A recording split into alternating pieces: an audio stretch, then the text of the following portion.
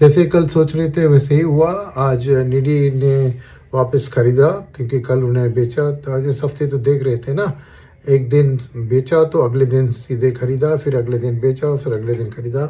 तो आज खरीदने का दिन था, उन्होंने खरीदा। तो माइक्रो कैप इंडेक्स 1% ऊपर था, स्मॉल कैप और मिड कैप दोनों 45 बेसिस पॉइंट्स ऊपर थे, और निफ्टी कल की तरह 27 बेसिस पॉइंट्स ऊपर था।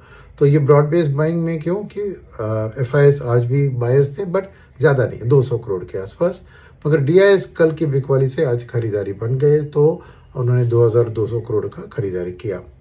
और निडी का एक्शन दिख रहा है क्योंकि एडवांस डिक्लाइन रेशियो वापस पलट गया टू 1800 एडवांसेस और 1011 डिक्लाइंस।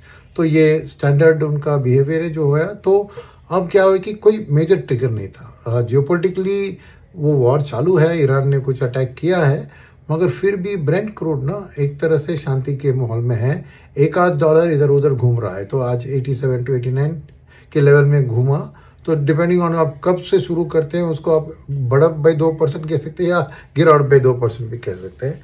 तो ये स्टेबल था, और डॉलर इंडेक्स भी स्टेबल था, रुपए डॉलर भी स्टेबल थी, यूएस की बॉन्ड यील्ड भी स्टेबल, और यहाँ पर भी इंडियन बॉन्ड 10 ईयर बॉन्ड्स भी स्टेबल थे। तो कुछ खास ट्रिगर्स नहीं थे।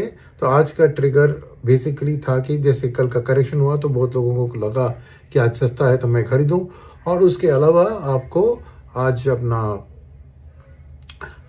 जो रिजल्ट सीजन है उसके माफिक पे सेक्टर्स चले। तो टॉप सेक्टर आज का था ऑटो, क्योंकि महिंद्रा एंड महिंद्रा के रिजल्ट अच्छे आए थे तो उसके पीछे वो भागा।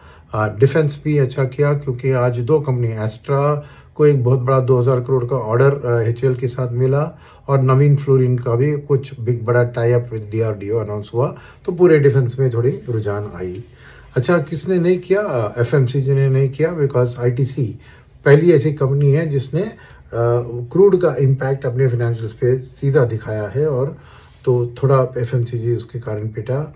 और उसके अलावा आपने देखा कि फाइनेंशियल सर्विसेज ने अच्छा किया क्योंकि बजाज फाइनेंस के रिजल्ट्स अच्छे थे, तो उसके साथ बजाज फिनसर्व और जियो फाइनेंशियल, सब फाइनेंशियल सेक्टर को एक बूस्ट मिला। सन फार्मा के रिजल्ट्स ठीक नहीं थे, थोड़े डाउन थे।